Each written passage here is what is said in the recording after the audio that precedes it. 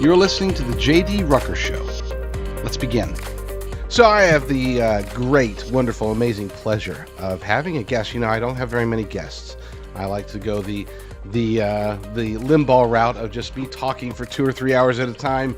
But every now and then, I get somebody who I'm talking to, and they have a story, and it's like, man, I got to bring somebody on and just shut up. And I'm very blessed, pleased, and honored for that person to be joining me today. His name is Tom Renz. He is my friend. He is an attorney. He is a true patriot, a Christian, and just a brother in all things that I believe in. Tom, how are you doing, my friend? I'm honored to be here, JD. I appreciate you having me on. I mean, you guys have done incredible work on, I don't even know which of your platforms to congratulate you on. You're literally everywhere. Oh, congratulations. I don't care. I just want to save the country. I'm not ready to give up on the American experiment just yet. So let's do what we can to make it to where we still have an America leading up to the election, before the election, during the election, after the election, no matter who wins. And I think we both hope that that winner is going to be Donald Trump. But here's the thing. I've been following your Twitter, and it's absolutely amazing. If anybody's not on X, or if they're on X but not following Tom, then you're making a humongous mistake, because it's arguably the best. What's the way to put it? The best bombshell dropping Twitter account out there, and his name is Tom Renz, but his Twitter account is reversed. It's Renz Tom. At least that's what I think. If I'm wrong, he's going to correct me, because thankfully he's here and he has that information. But you got to follow him, because it's just amazing. Plus his show is on there, and his show is super fun to watch. I tune in every day. So first question, did I get that right? It is Renz Tom, right? Yeah, we're backwards on Twitter. You know, there's a little nobody account when I created a lot of years ago, and somebody already had Tom Renz, and we just stuck with it. And since surprisingly, when I started doing all this, it started growing. So, and it's too late to change now.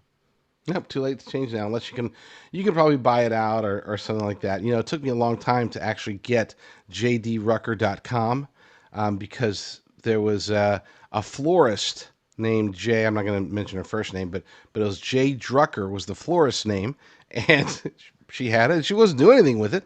I'm like, I will pay you $1 million for it. And then she said, okay. And I was like, I'm just kidding. How about 500? And she said no. So, but then eventually I was just able to get it for pretty cheap. But that's a story for another day. Let's talk serious stuff, though. You have uncovered, thanks to a Politico article, you have uncovered what I consider to be an absolute bombshell, potential bombshell, we'll say, because there's the possibility, and you've been gracious and courteous enough to say, look, if I'm wrong, I'll say I'm wrong, right? But for right now, it doesn't look like I'm wrong. You've discovered some things that maybe there is what is it, a fox in the henhouse? Is that the right phrase? Or is it a coyote in the henhouse? I always get them confused. Somebody's in the henhouse, or potentially in the henhouse, for President Trump, and it looks like you might have uncovered that. Why don't you give us about a 3 to 5 minute overview of what you've learned? Yeah. So the tip that originally came in from some real good friends up in Michigan, and they said, "Hey, why is Trump endorsing a rhino that hates him?" And I said, "What do you mean?" And so they went through this, and they presented their evidence to me, and they presented a whole bunch of stuff to me. And I started looking, and I said, well, you're right. This doesn't make any sense to me. And so I started researching. I started looking, well, why would Trump do this? Because we've been asking ourselves this since 2016. Why does he endorse some of the people he endorses that appear to be against America First, appear to be against MAGA? And, you know, I'm 100% Trump 2024. We've got to have him in there. So when I see something that's happening that's a little screwy, I look into it, particularly in light of his first term, where he had so many bad people that were stabbing him in the back, i.e. Mike Pence, etc. Pick your person. So I start doing my research, and I'm looking around, and I'm trying to figure out, well, who is it that's behind it, making sure, picking or helping him with endorsements, because he's not, yeah, he's the president. He's running $1 billion company. He's getting attacked everywhere. Yeah, he's not betting these people. So I look, The name that keeps coming up is Susie Wiles. And I look at who's Susie Wiles because I'd never heard of her. So I started asking around, and the people that are close to Trump and on the team say, well, she's terrible, but we can't do anything about it. I said, well, what do you mean you can't do it? Well, apparently she controls the schedule, controls access. She's a gatekeeper to Trump. And it turns out she runs his campaign and his PAC. So I said, well, who's Susie Wiles? And I look, and I didn't do any, I mean, there was no magic.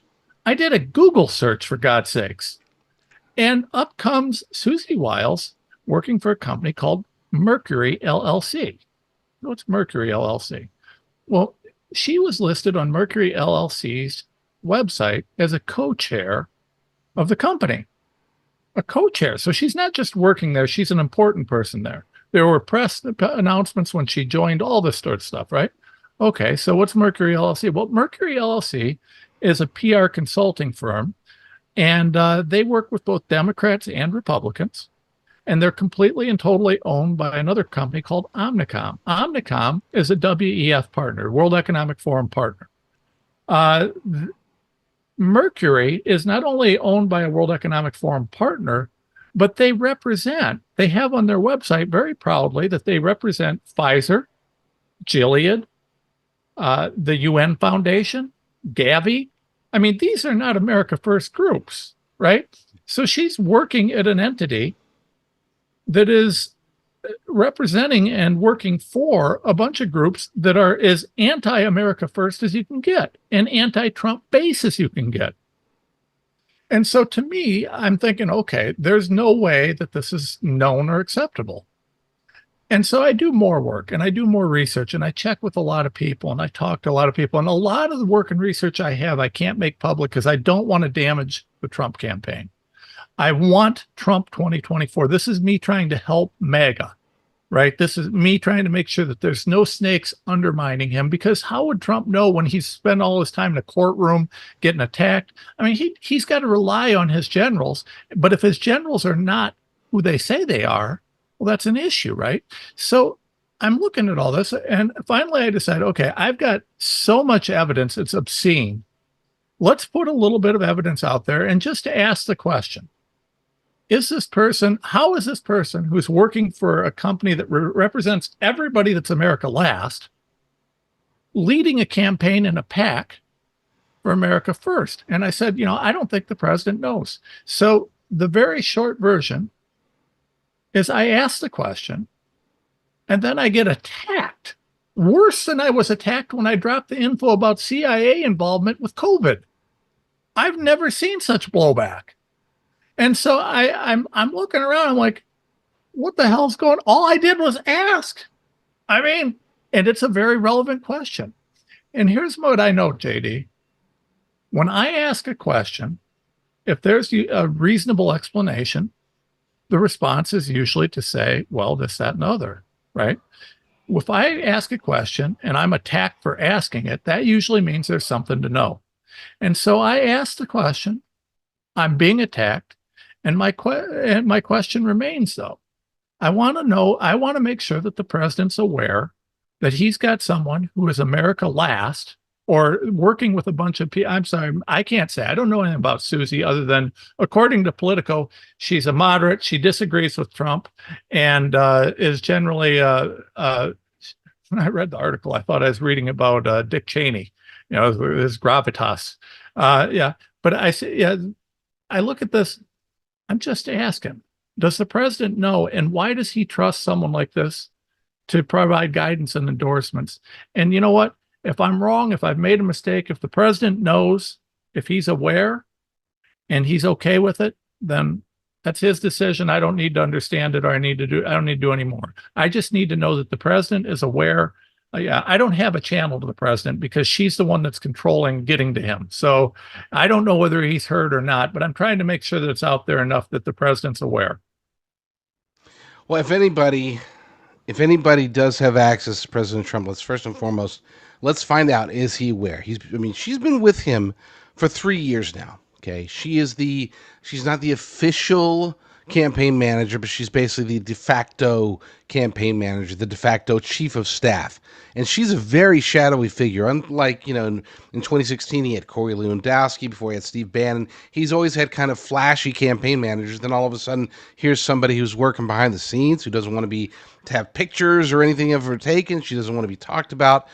And like you said, it's very conspicuous that he is picking some really strange people to endorse. You had mentioned his first term, and you're absolutely right. I mean, we could go up and down the list. You mentioned Mike Pence. There was Rex Tillerson, Omarosa. I mean, he was going to have Chris Christie for the bridge incident. Reince Priebus.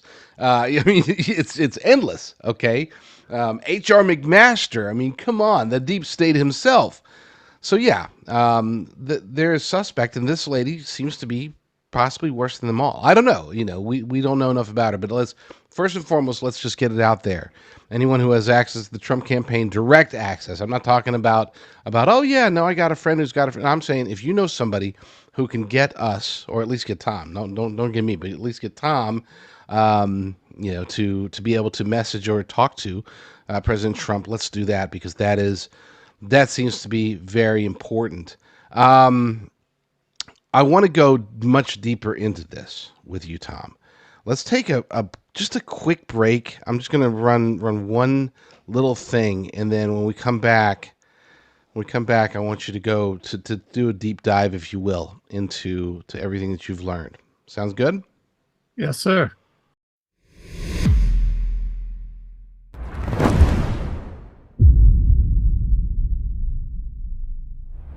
Mike Lindell here, and like you, I see our country being destroyed daily. We face massive economic issues, and I can tell you from firsthand experience, there are people in power who threaten the values that have made our country great. Well, I've been a believer in gold and silver for a long time, and I've searched for years for a partner that shares my values. Well, Genesis Gold Group showed me how easy it is to protect your IRA, 401k, or your retirement with gold and silver. Their faith-driven approach to service and stewardship is one that stands out from the rest. So call Genesis Gold Group now at 1-800-200-GOLD. That's 1-800-200-4653, or go to LindellGoldRush.com now.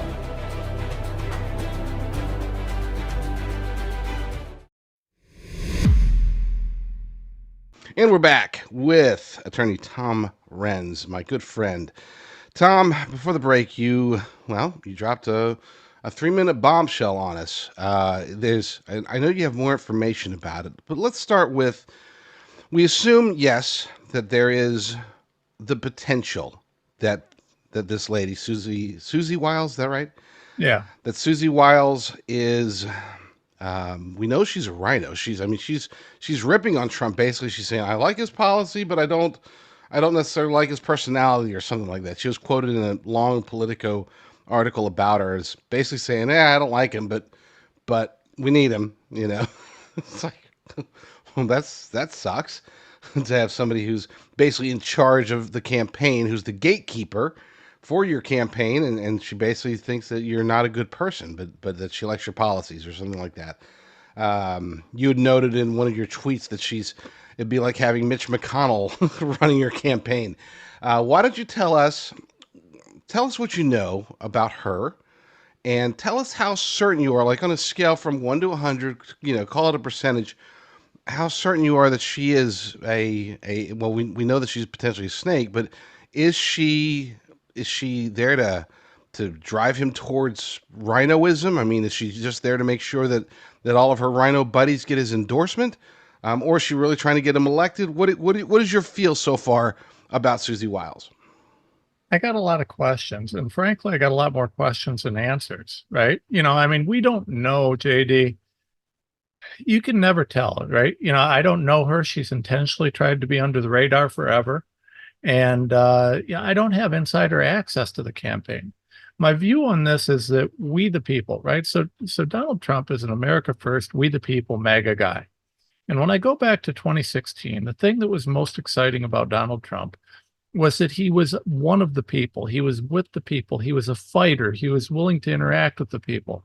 Everybody complained about his Twitter feed, but he actually reacted and interacted with the people there. That's where he learned what the people were doing. I mean, he had some amazing capacity to understand his base, and his base was so energized that despite the election fraud that probably occurred in 2016, he was able to overcome, the sure thing, which was Hillary, right? So Trump had all that, but now he's very isolated, right? They've done a great job of isolating the president. You cannot get to the president. You just can't. It doesn't matter who you are. Even people close to him can't necessarily get to him. And a number of people who are close to him have told me that if you get to him, Susie's in the room. So I don't know. I'm not an insider, so I can't confirm all that.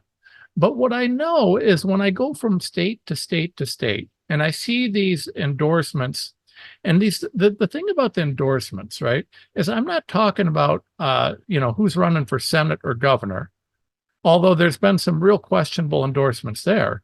I'm talking about the guy or the girl who may be running the GOP at the state level, or the GOP committee rep, or a state senator, or some of these different lower level races. Donald Trump is not vetting those people because he can't. From what I've been told, that's Susie's the one that makes those recommendations. I could be wrong. But regardless, whoever's making those recommendations continually pushes people who are quite clearly not in favor of Trump, right? I mean, I can but will not give some specific examples of where things have happened that are causing Trump major, major problems with his base. Now, listen, at the end of the day, we're going to face a lot of election fraud in 2024. He needs every single member of his base out there voting and fighting and doing everything possible to overcome the number of illegals that Biden's got registered, or that he's getting registered right now. I mean, you guys have covered this extensively in your work.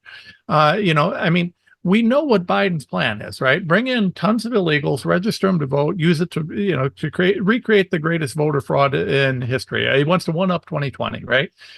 So we've got all this happening, but the lower level, the stuff that makes the machine run, the GOP endorsements, things like that on the state and national committee level, those are the things that make it so that he can fight that voter fraud. Because if the local GOP is not functioning, there is no fight. So these are key endorsements, but he's not going to be doing it.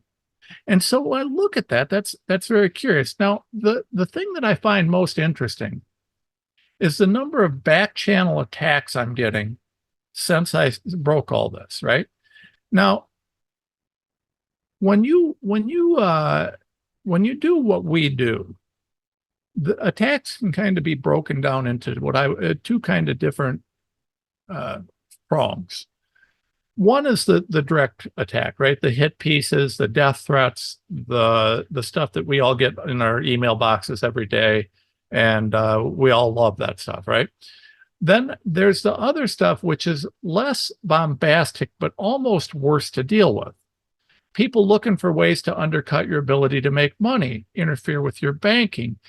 Suddenly you've got investigations. Suddenly you've got complaints. Suddenly you've got censorship in places you wouldn't expect it. You've got all these different things that happen, and there's really no way to trace where they're coming from. But you can always tell when it's happening because you don't get like one issue, you get 50. And the more powerful the bad guy that you're fighting, the more these things that happen. Well, I asked this question, and suddenly there's a poo storm second to none. And I'm not going into which things I know are happening and which ones I don't. I'm also not going to publicly tell anybody which ones are having an impact and which ones aren't, because I don't need to give that away. I've got to counter these things, right? So, when I see that, though, it becomes manifest that I've hit a nerve. Now, what I want to know is the World Economic Forum, the GOP Rhino Never Trumper mainstream, all these people openly hate Donald Trump, right?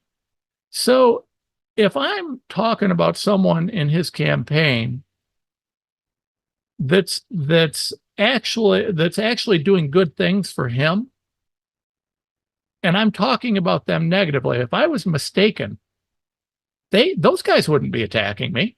They'd be like, go, you go, Rams, go, right? That's why I openly said from the beginning that if I'm wrong, I want to retract and apologize. And I do. I mean that because this is a pro-Trump thing, right? I want to help the president. But, but, the attacks that I'm seeing behind the scenes, these are things that happen when you're very powerful and connected. These are mainstream. These are mainstream GOP, mainstream uniparty type attacks. So to me, that leads me to the question this even more.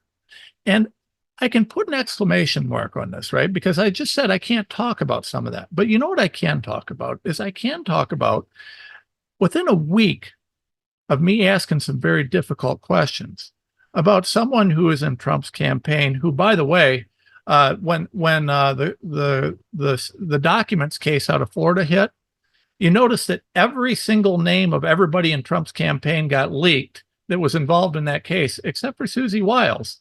That didn't get leaked until later and separately and through an alternate channel. And I don't know if that was supposed to be leaked. Why didn't the prosecutor leak that name? Why did he protect that one?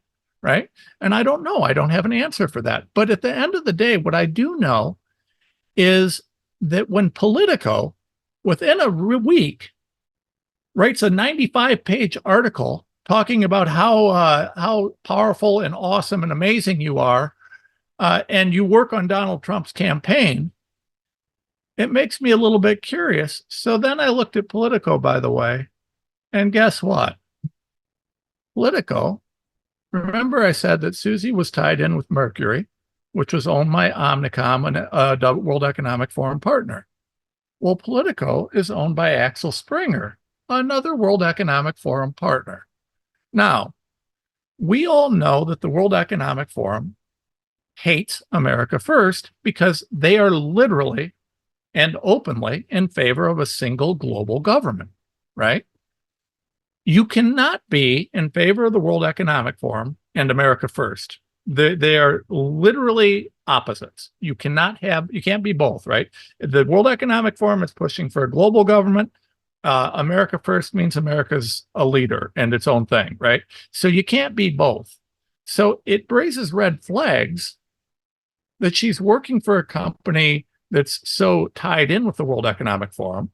It raises more flags that when we ask a question, the World Economic Forum sends another one of their stooges to write a glowing love piece. And then it raises more flags when I see the attacks I'm getting.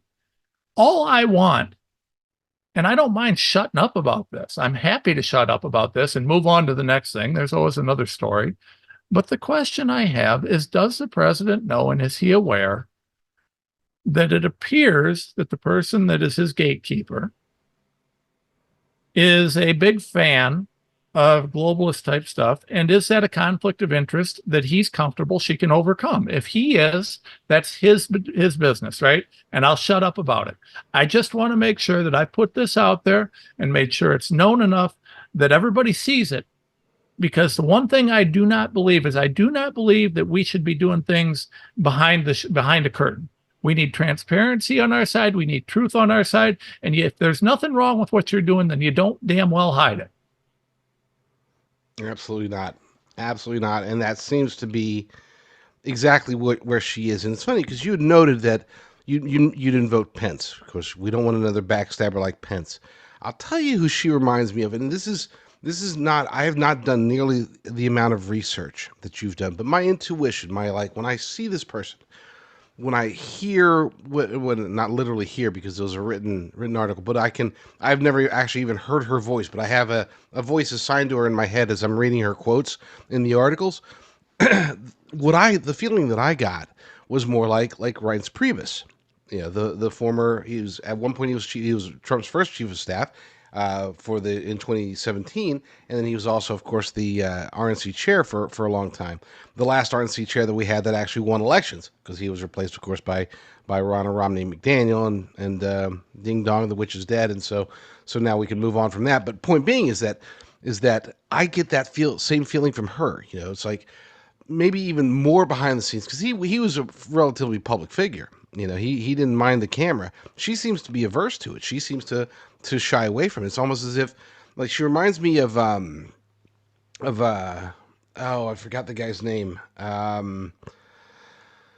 He has a strange name. He was the guy. He helped to launch was it Justice Democrats, and he was the one. He was AOC's chief of staff for a while. He was basically the architect of the Green New Deal, and everybody's like, if I say his name, then I believe it was. I'm going to butcher this, but I think it was Shaikat Chakrabarti, but it's something like that. And Shaikat Chakrabarti, that sounds right. It's probably wrong. Point being is that's the other person that she reminds me of, as far as here's somebody who is actually making big decisions, actually really just guiding, in this case, the campaign for her, and in his case, the campaign for AOC and others, and the squad members, and then eventually her actual congressional staff.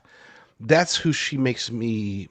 That's who she's reminiscent of, and those people scare me. Okay, they really do, because if you've got like Lindsey Graham out there saying crazy things and trying to get us into 45 different wars, or you've got Mitch McConnell staring blankly at the screen and claiming that he's not a banana, or you got all these various rhinos out there. At least we can see them. We don't see Susie Wiles. I'd never heard of her until you brought her up. And before the Political article, I would argue that the vast 99% of Americans probably never heard of her. And here's the thing, maybe 99% still haven't heard of her or couldn't recognize her name. Maybe she was able to get out there just a little bit, just enough to wave, hey, WEF friends of mine. You're absolutely right when you say that they are opposites. America First, the America First movement, which is about sovereignty, which is about literally America first, and you say we should be leaders. I would say we can be sort of leaders, but as long as our leadership doesn't interfere with what we're doing here. We got so many problems already that we really can't spend our time dealing with everybody else. Whereas, of course, the World Economic Forum, they want one of two things to happen. They want to they're trying to take America down. They want to either bring us down to everybody else's level so that they can have their 10 regional governments that they of course control. But on the way down, if they push too hard, maybe they'll actually end up destroying us. And they're okay with that too. Doesn't matter. As long as we're either equal to, there's the U.S. and there's Brazil and there's Zimbabwe, and they're all equal, right? In the eyes of the WEF. At least that's what they want. And if they actually end up taking us all the way down, pushing too hard, so be it. They don't care. And that is discouraging. That what is it? Omnicorp? Omnicon? Evil Corp? Omnicon. Yeah, I mean, you couldn't pick a more evil sounding name for a globalist organization for Susie Wiles to be directly affiliated with. Crazy stuff. What's your feeling? So let me ask you this, and this is a tough question, and if you don't want to answer it, I'm okay with that. If she had just come on the scene, I'd be like, oh my gosh, Trump has no idea, because he does. I mean, let's face it, he has to make decisions about personnel, and oftentimes he has to make decisions through people who are making decisions through other people. I mean, we're talking about a guy that even when he's not president, he has to make decisions about hundreds, thousands of people, whereas when he's actually back in office, and just as he was in 2017, he had to make decisions about far, far more than that, and you have to rely on good people around you to help you make those decisions. He can't go out there and vet every single sheriff that he's going to endorse, or district attorney, as you said, but maybe she is that gatekeeper. But here's the thing. She has been with him for 3 years. Some would argue that she's been the most powerful person within his orbit, within his realm, his circle, his sphere of influence, that she's been influencing for 3 years. So my question for you is, you say you want to talk to him. Do you think there's a chance that he already knows and he's okay with it because he sees her as a winner? And if he has to help some random county clerk that he doesn't care about get into office, so be it? If that's the case, then that's his decision, right? And I still support Trump. He's the best of the. And you're right. It's a tough question, but it's a fair question. And yeah, I'm absolutely going to answer it. Here's the deal. I support America first, and I believe Donald Trump is America first. So if he's got some sort of a devious plan that I don't know about, that's great. I'm not by any means the in the right pay grade to know everything. What I am is part of the MAGA nation. And what I have the right to do, in light of the disastrous people that he had around him in the first term, and in light of the number of deep state bad guys that are going to try and infiltrate him the second term, what I have every right to do and am doing is asking, Mr. President, are you aware? And I have that right. And not only do I have that right, I would say we have the obligation. If you want Donald Trump to win and you see someone undermining him, you got to ask the question. Listen, I put myself in his shoes. I got a multi-billion-dollar empire I'm trying to run. I'm the most attacked president in history. I am under attack as much when I'm not president as when I was. I'm trying to run for president. I got 90-some counts against me in a bunch of BS bogus cases. The last thing I have to do, or have time to do, is to micromanage who's doing what. And sometimes, and you got to understand something, the people closest to him are the people most likely to be targeted, to be bought off. Now, I'm not saying that she was. I don't know if she was. I don't have evidence on that. What I am saying is that I've presented a fair question, a question that MAGA Americans should be asking, because most certainly, based on her resume and what I'm seeing, she is not a MAGA American. So why is she in charge? I don't think it's an unfair question. And, you know, the thing is remember, Donald Trump is probably the best and most brilliant negotiator out there, one of the best presidents I've in my lifetime. But he's human.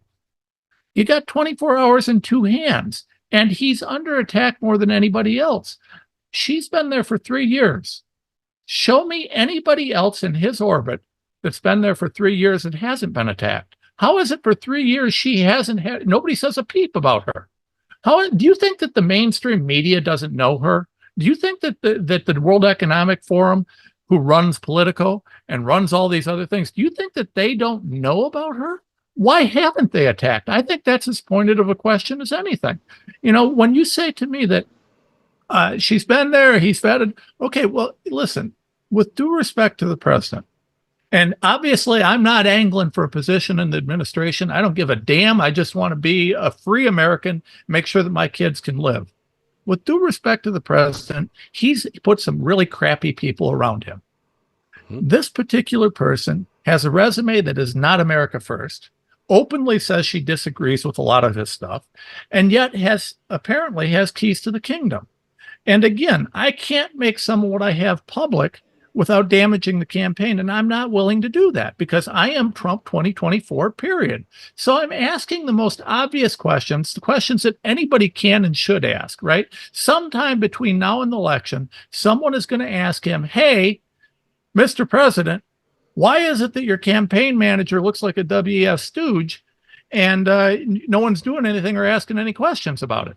This is an important thing. And at some point it's going to come up, and it's better that we can have, if I'm wrong, I'll go out and apologize. I'll go out and I'll fall on the sword. I'll tell Mr. President, I was dead wrong. Susie Wiles is wonderful, et cetera, if that's true. But not because someone said so. I need some evidence, right? And it's manifest that we, the people, have to ask these questions because, again, remember, even if you're of the Q orientation, right? So I don't have any evidence about any white hats or anything else. And my question for them, for the Q people, is always, well, how many people got to die before someone does something if you think that they're doing something, right? But even if you believe that, okay, so there's white hats and good guys doing whatever. Do you think the black hats and the bad guys aren't trying to infiltrate? Do you think that they're not fighting back? And the question I have is it really so impossible to believe that this person who's been super secretly and under the radar running everything around Trump's universe for 3 years and no one's brought up her name, that there might be a reason for it? I mean, I think that's a fair question to ask. No, it absolutely is. And it's funny because, you know, the counter argument to that is that, oh my gosh, if he's known her for 3 years, we're talking about Donald Trump, we're talking about 4D chess, we're talking about, he only picks the best people. If she's that important, then surely he knows something more than everybody else, right? That's the argument that they'll make. And I've got 4 counter arguments to that. Okay. Before I name those counter arguments, let's keep in mind, people say, if you ask your average American, who's the second most powerful person in the White House? Okay. 9 out of 10 will say it's the vice president. That's wrong. The vice president is the backup quarterback. They don't make any decisions.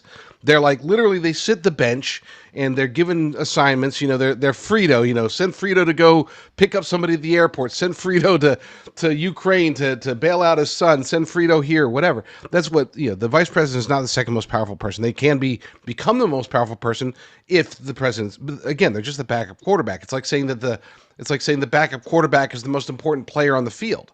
No. It's not the vice president. The second most powerful person in a White House, in an administration, is the chief of staff. And who have been Trump's chiefs of staff?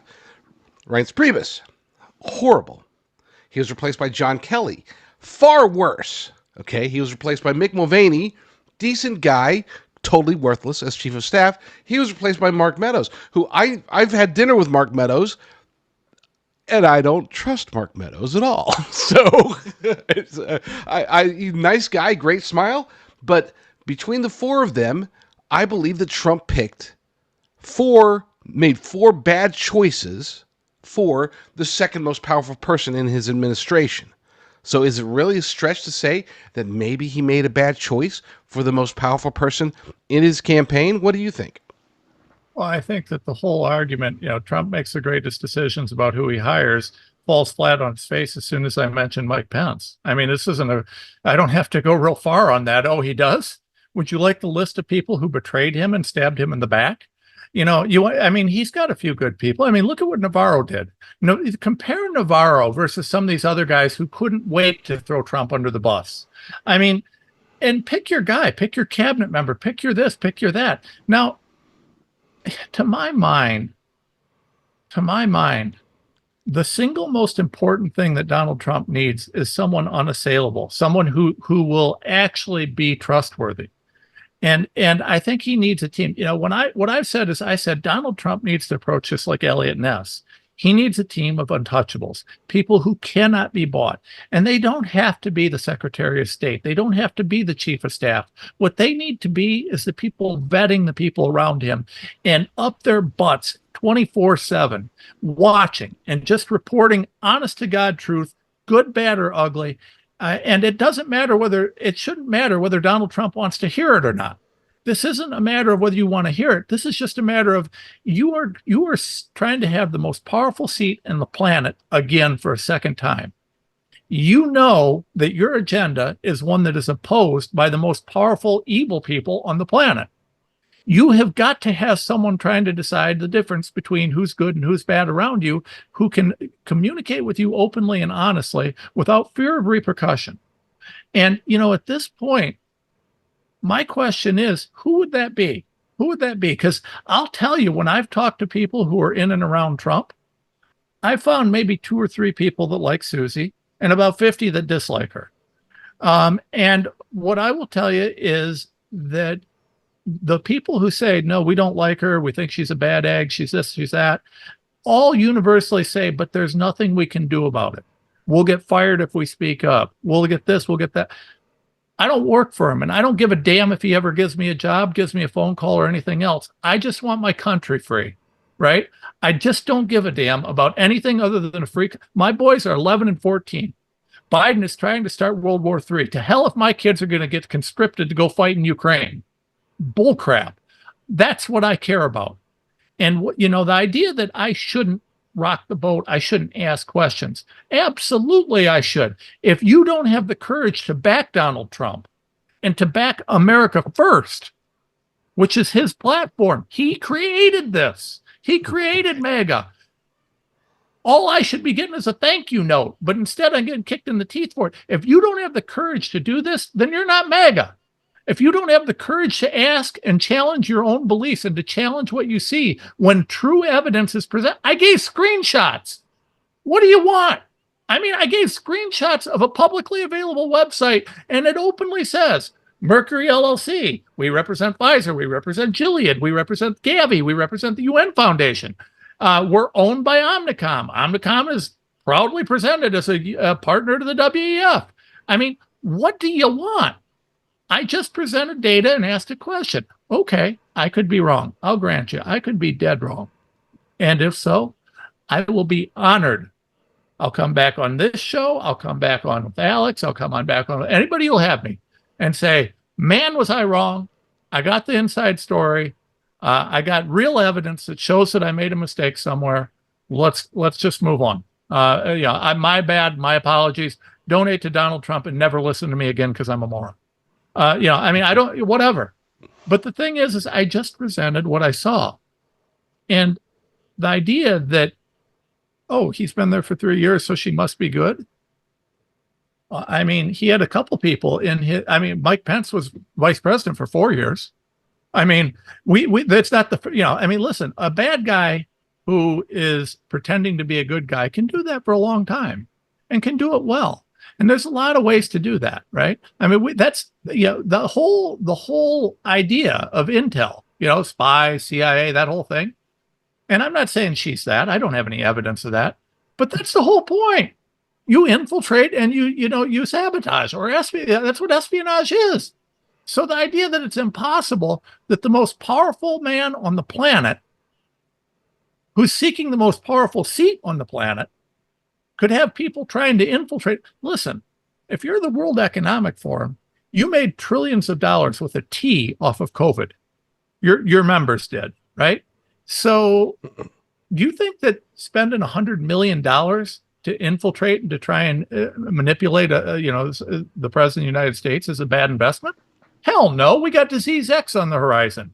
We've got the WHO treaty on the horizon. We got all these things. If they spend $1 billion trying to infiltrate Trump, it's a good investment for them. So at the end of the day, it just comes down to this. How sure are you that I'm wrong? I am definitely not sure that you're wrong. But here's the thing. I hope you are.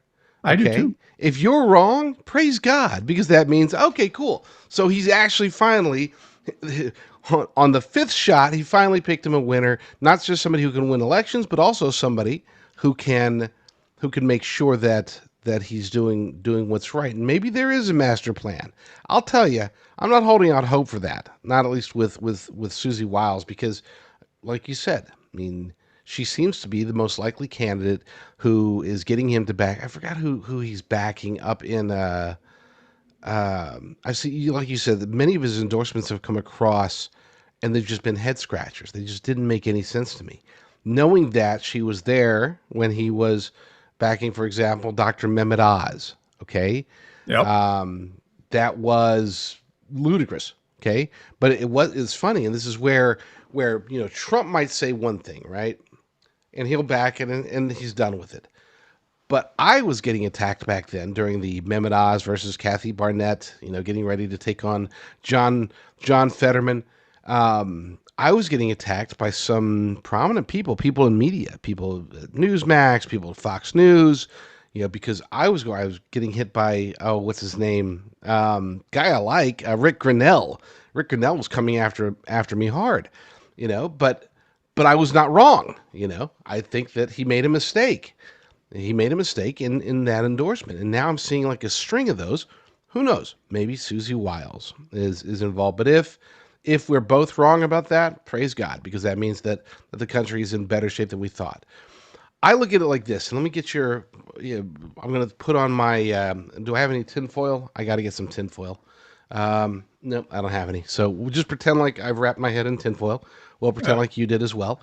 And here's my thought, because knowing that she's been there for so long, knowing that she has so much control over his campaign, knowing that she's probably going to have similar control, such as being his first chief of staff if he were to win the election.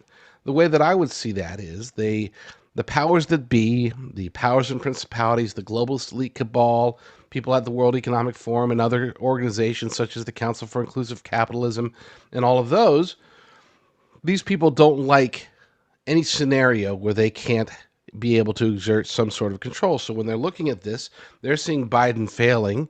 They're thinking, maybe we need to hedge our bets. And if Trump were to win, if his win is so huge that we can't even voter fraud our way out of it, then we need somebody on the inside who might be able to guide him in the wrong direction.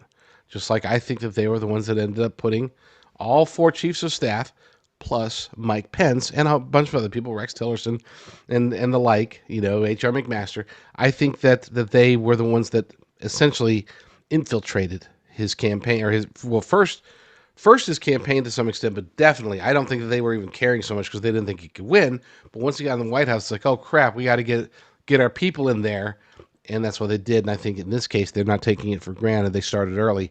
And maybe, just maybe, I don't want to get hit with a libel suit. I'm just speculating here for the sake of entertainment value. But maybe Susie Wiles is their ace in the hole. Who knows? What do you think? Well, I mean, listen, again, we can't verify that. But, it's everything that you're saying makes great sense. Wouldn't you want to have some mechanism of control or to exert some control? Now, for anybody that says, it's impossible, let's look at this, right? So Susie's working for a company that is 100% in on the COVID stuff. Now, I have offered to have Peter McCullough to fly every expert that I can find, the top experts, the McCullough type experts on the COVID vaccine on my dime.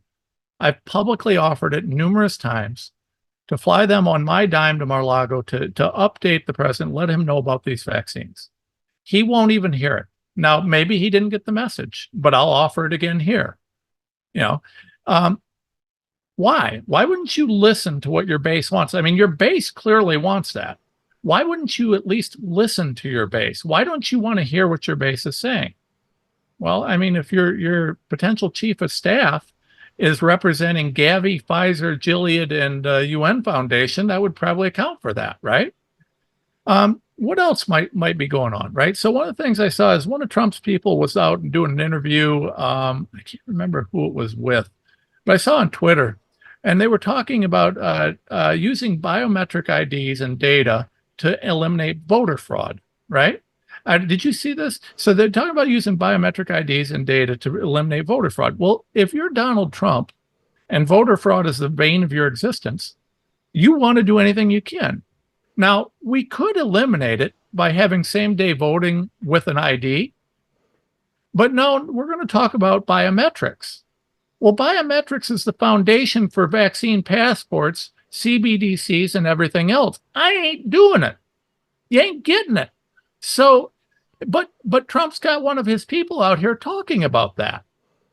Well, if you had a person who was, World Economic Forum oriented, that was sitting there and whispering into his ear, say, hey, Trump, we're having a hard time passing this. Why don't we just do biometrics? That'd be real simple, right? If you don't know about the World Economic Forum plans to push, CBDCs and all this stuff, and I know Trump's aware of CBDCs, but the vaccine passports and all these other things, and understand truly the true danger of having digital IDs, that is a truly, truly dangerous thing for American privacy. It ends privacy, right? So if you don't understand that may sound like a great idea to eliminate voter fraud. And if you're Donald Trump, that sounds like a great idea. But if you don't get to hear from the other side, much like COVID, well, it makes total sense. And if I haven't heard anything else, and I trust my advisor who's telling me, so why not do it, right? And this is the problem, right? This is the problem.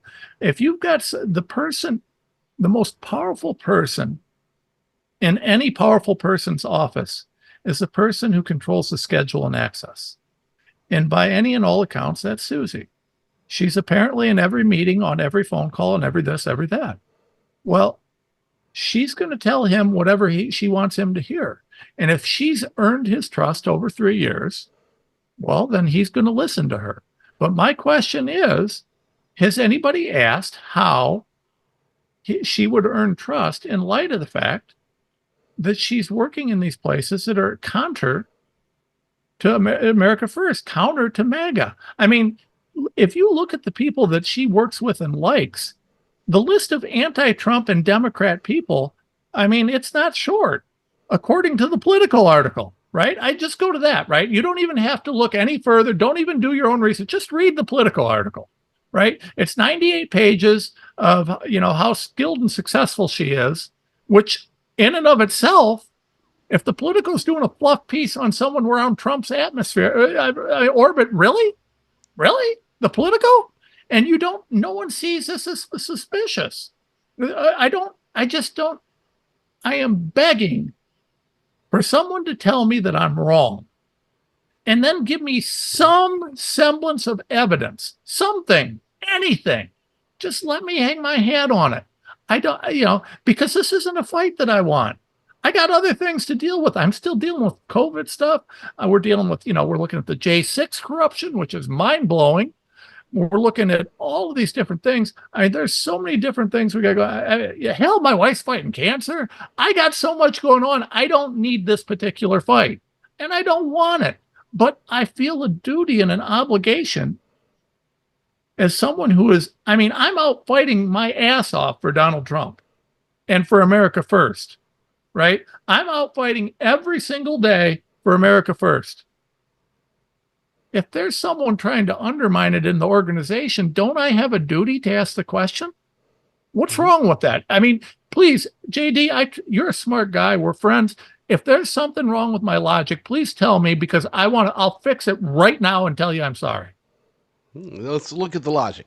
So let's work in reverse order from what you said. Number one, you've got Politico, far left news outlet, writing a puff piece about Trump's, essentially his chief of staff / campaign manager. Okay. Somebody that they even say is the most powerful person around him. Do you think that they would have written a puff piece about Steve Bannon or Corey Lewandowski or anybody? No, of course not. That's an alarm bell. Alarm bell number one. And all we have is circumstantial evidence. So people will say, that's circumstantial, that's circumstantial, that's circumstantial. Look, we weren't in the room when he hired her. We weren't in the room when she was talking to Klaus Schwab, or we don't even know if she did talk to Klaus Schwab. She probably did. But we don't know that, We can't make that accusation, but she probably did. But anyway, point is that everything's circumstantial. But when you have enough circumstantial evidence, we're not in the court of law here. All we're trying to do is somebody answer whether or not should we trust her? Give us a reason to trust her, because right now all the circumstantial evidence says we should not. So Politico, okay, that's a strike, right? Her association with the World Economic Forum, through Omnicon, through what was what's the company she's with? Mercury LLC. Which is just screams uniparty. Okay, that's number two. Number three, his weird endorsements. I mean, he's been known for some weird endorsements. I mean, he endorsed Mitt Romney in 2018. By golly, that was awful. But he was doing it strategically. Trump wields endorsements not necessarily based upon who is most aligned with or who he likes the best. A lot of times he does it for strategic reasons. I would say the majority of the time he does. And I thought that the endorsement for Romney was just hey, this guy doesn't like me, I don't like him. Let's try to throw out an olive branch. I looked at it like that. Sometimes he will wield his endorsements like that, but still, he's getting worse endorsements this time around, and I would say it comes from her. The vaccines, and I would say arguably with her connections with Big Pharma, once again, it seems as if at least it's possible that it's coming from Susie Wiles. So I would say that, and there's probably 15 other pieces of circumstantial evidence that you mentioned that I just didn't list off. So we go back to the original premise, everything that you said. We're not accusing anybody. We're just asking the question. Is she America First? Is she going to do what we need, or is she working for the Uniparty or the globalist elite cabal or the deep state or anybody else? It's a fair question. We're asking it, and we want somebody to get that question over. I would say get it to the Trump campaign, but based upon what we read in the Politico article and everything that you've learned yourself, I don't think that they're going to give us a straight answer unless we can find somebody to do that. Well, I'll tell you. So, JD, there's two things that I would point out to you. So the first is not just is she America first, but is she America first when Donald Trump can't watch? Right? Because it's not what you do in front of someone, it's what you do when their back's turned. And the thing is while Donald Trump is tied up in a courtroom or wherever else he's tied up, what's happening? When the cat's away, are the mice playing? That's the real question. And in light of some of these endorsements, in light of some of these things that are happening, that's a real good question. By the way, have you noticed any really good organized effort on a national level? There's a couple people doing it. Turning Point's doing good. There's a few people doing it. But anything from the Trump campaign that's been an organized effort to combat election fraud on a national level. I mean, I would say that I'm fairly knowledgeable, and I don't have anything that I see that's all that great. I see a lot of different groups doing great things that are all America First groups. But in terms of from the Trump campaign, the biggest threat we have is election fraud. Where is that? What if her job, if she's this brilliant and she's doing all these wonderful things, where is her? What has she rolled out? What has been done to combat Biden's election fraud machine, right? So that would be the first thing is not whether she does a good job when Trump's watching, but what does she do while he's tied up in court or being attacked or whatever else? Because the thing that's more important than what she does in front of him is what she does behind him. So then the other question I would have is you mentioned with Mitt Romney, the strategy of extending an olive branch.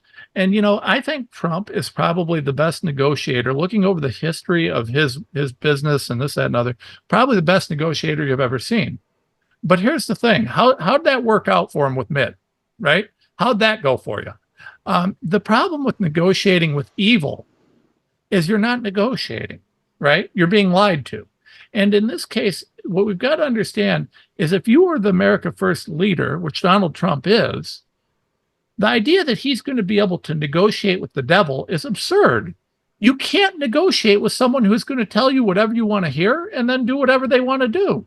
Because negotiation inherently means, hey, if I'm going to extend you an olive branch here, you extend me one there, right? So I'll do this for you, you do that for me. Well, you go ahead and do it in good faith, and the other guy's, shooting arrows at you. I mean, that's what's happened over and over again. This is politics, not business. In business, if you do that once, you lose your reputation and no one will do business with you. In politics, stabbing people in the back is the name of the game. So, but Trump is the best business negotiator on the planet. But politically, this is a different animal. He keeps extending the branch to these rhino crooks and they keep stabbing him in the back. I mean, how many times has he had to, and I know realistically, he's got to work with the Mitch McConnells to an extent. He's got to work with some of these GOP heads to an extent, even though they're crooks. But I will tell you, at some point, America First has to win, not negotiate, right? I want to kick their ass. I don't want to negotiate my principles away. I want to beat the other side, just like they've been doing to us for 40, 50 years. For 40, 50 years, the Democrats and the left have came in and said, oh, let's negotiate. And what they really mean is, hey, we're pro-gun, you're anti-gun. Let's only take some guns away. No. Let's take no guns away. And you know what? Let's arm teachers and teach kids how to use them so they're safe. How about that? How about that for an extreme position? How about you come farther my way instead of me going farther your way? But the negotiations with the left always start with the premise that we need to move farther left. How about no? We're way too far left. You're going to come right, or we're going to stop you, because that's what we need. And that's what we need Donald Trump to do. That's what he did in 2016. That's what he stood for his entire political existence. But it's hard for him to do that when he's in a courtroom all the time. And so the question is when he's in a courtroom all the time, how can he do what he does? And who's doing what while he's gone? That's the question I have. Well, I hope that we are able to get an answer. I really do, and multiple answers to multiple questions, because if there's one thing we learned, we do know for sure that Trump, in most situations, not all, but in most situations, when he starts heading in a wrong direction, he will listen to his base.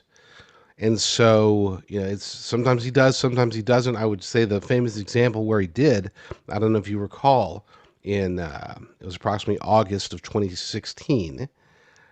He was, after he'd already locked up the nomination, already had the convention, everything's hunky dory. He started having the quote, the softening on the border. He started saying, well, maybe we shouldn't deport all of them. Maybe we should just deport the violent ones. And he even had a town hall meeting with a live audience with Sean Hannity, and they were basically just taking turns on stage trying to pitch the idea of hey, maybe we shouldn't deport everybody. Hey, we need to just deport the bad ones. Hey, maybe we should just, take it down a notch. We're in the general election now. Maybe we need.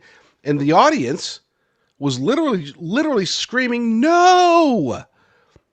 Within 3 days of that, Trump's like, you know what? No softening. We're just going to deport them all. So, Yeah. Point being is that we need to.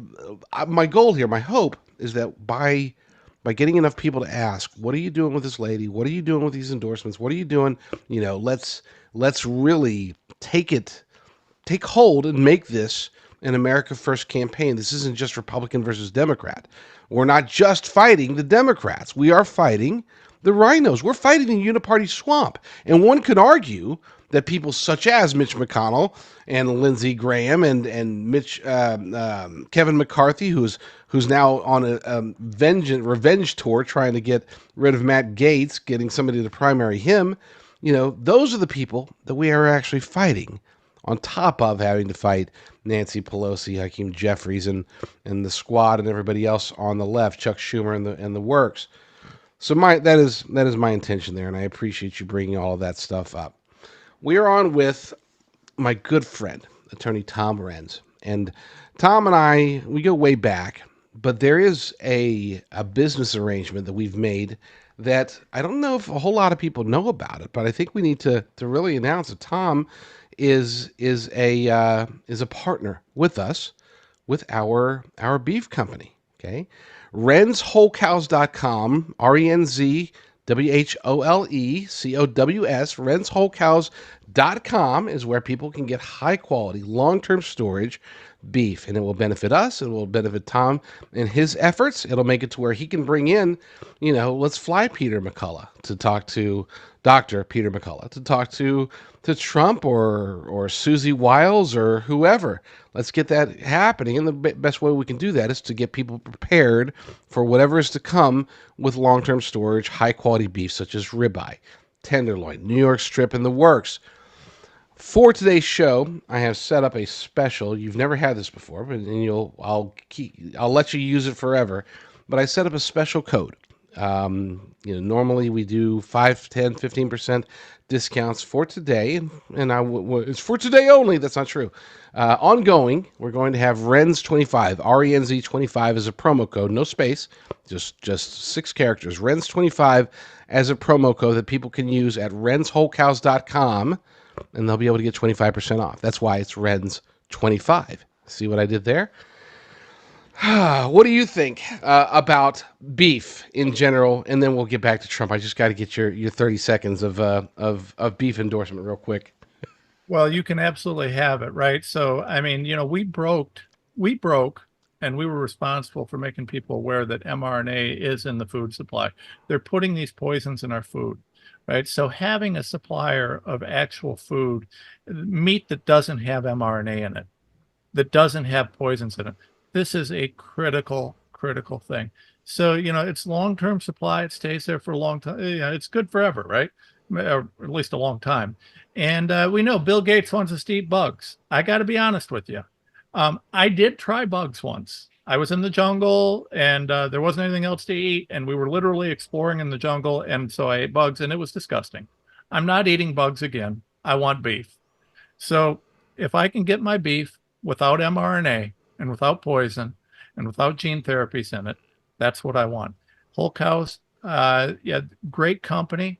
I trust JD to make sure that it's the best stuff out there.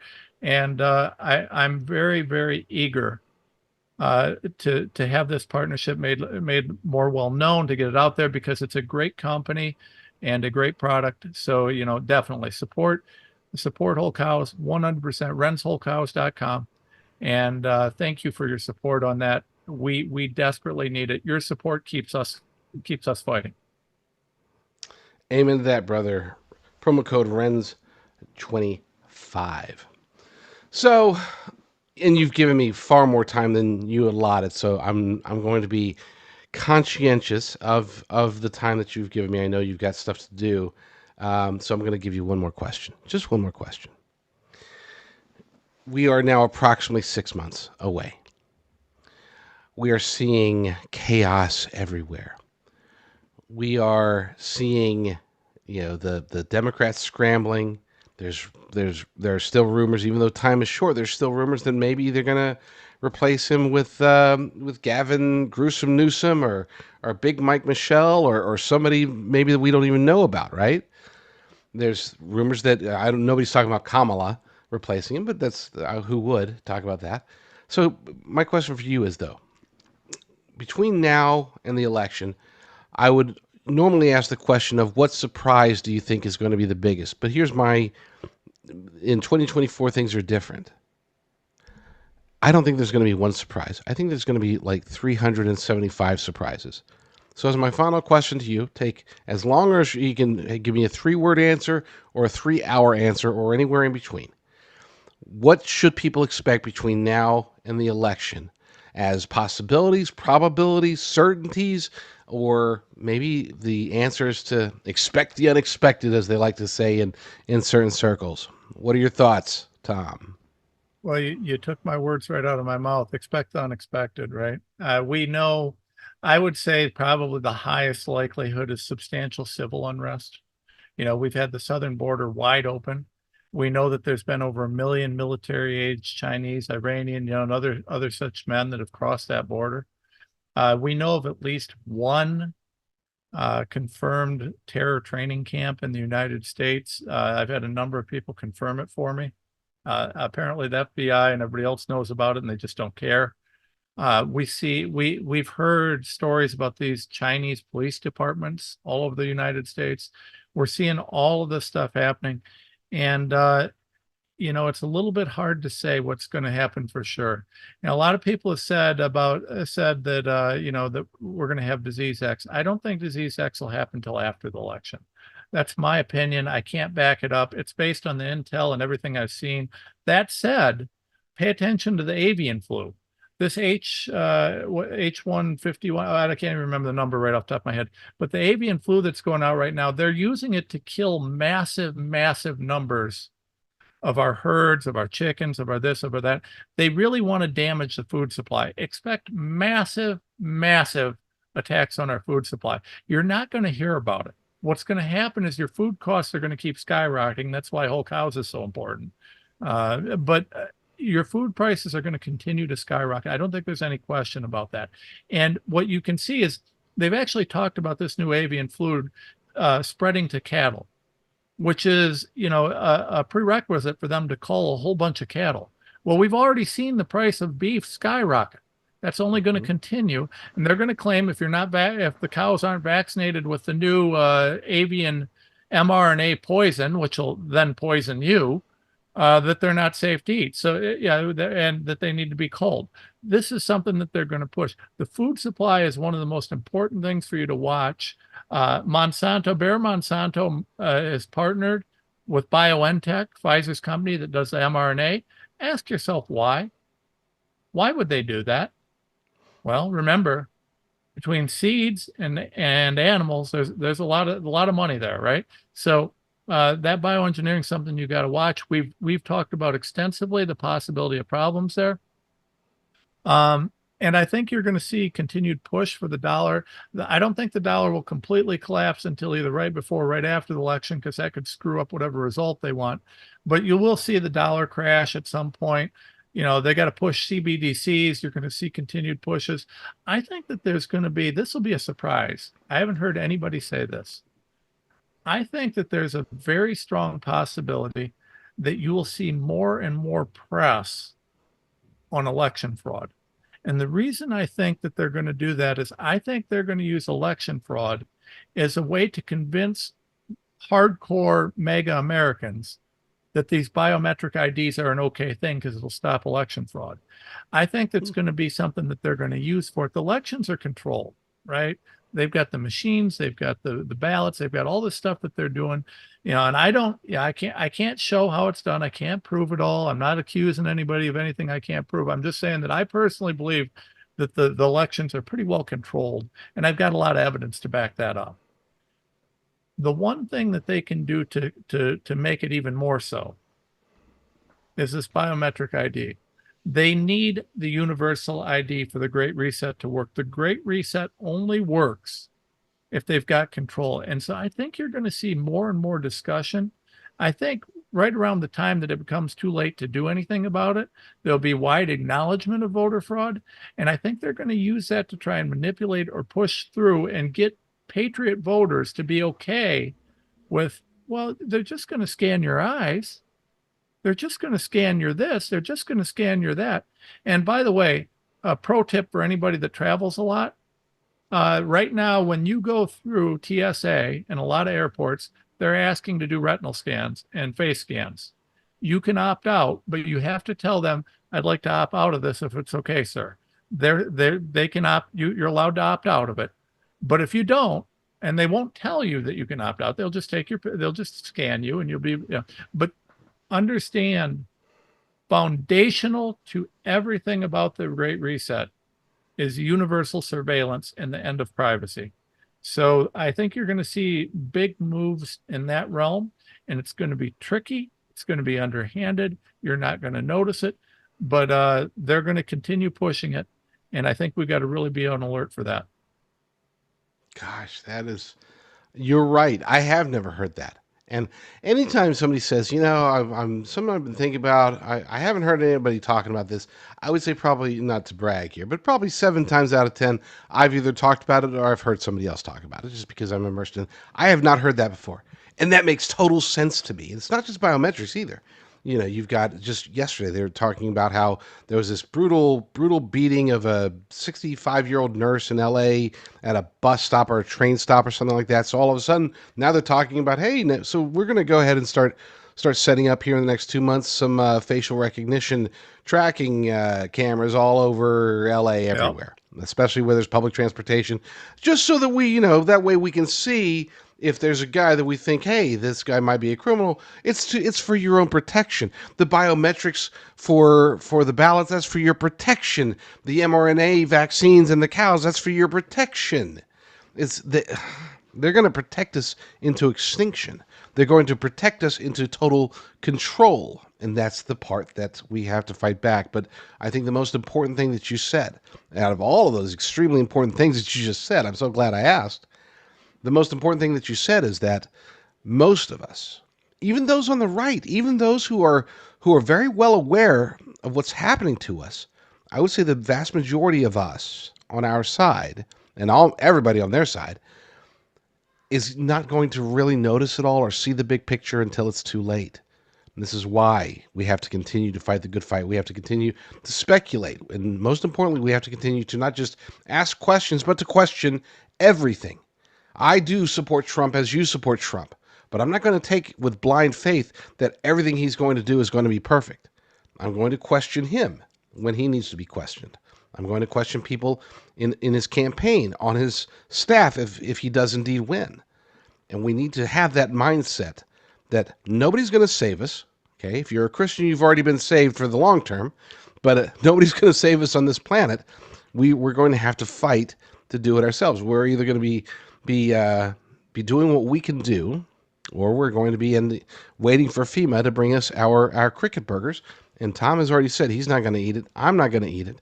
And I know that at renswholecows.com, we have dedicated, we've made the promise that we'll shut down the company before we allow a single bag of beef that has been injected with mRNA jabs. We won't let it happen. Well, we'll shut down. If they give us no other option, then we'll shut down. We're already looking at other states. Right now, we're based in Texas with Texas ranchers, just in case Texas falls, because it'll be a state thing. It won't be a national thing. Most likely, the states will have to decide to, yes, inject all our cows here. So that'll be the mad scramble. We'll be playing what is it? Musical ranchers. We going from ranch to ranch to ranch, but that's a discussion for another day. Tom Renz, my friend, it has been an absolute pleasure and honor, and so super enlightening. I need to. This is ridiculous. I should have had you on many many times before. Let's get you on regularly because this is this is dumb for me to not have you on regularly.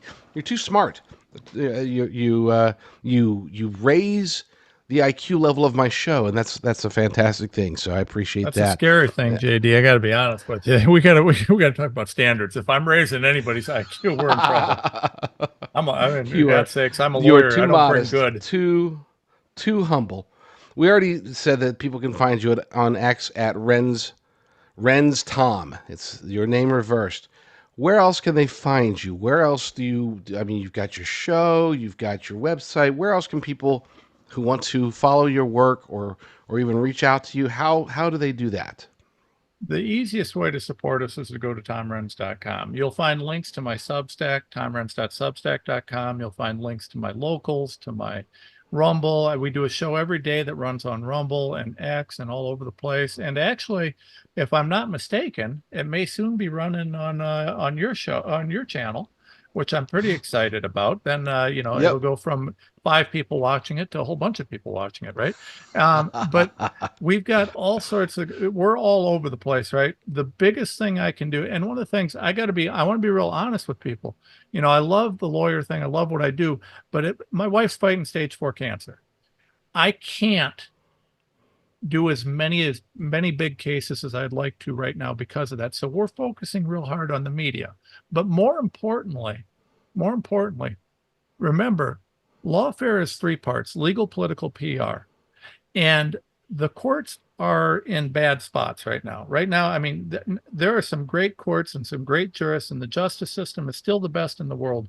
But when we see the courts doing the things that they're doing, like this clown show up in New York, where they're attacking Trump and some of these others, yeah, there's only so much we can do. The other thing to remember is that as a lawyer, I understand and work with the law, so I know how to put political pressure to push for real legislative change. I know that when you pass this law, if it's got that loophole in it, there's a problem. So if I can come out and tell people, then I still get to do my lawyer thing. I still get to practice lawfare.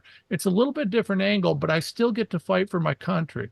It's not quite the same, but I think it's actually more impactful than just getting my bar license removed because some court doesn't like me because I'm on the wrong side of whatever their political persuasion is.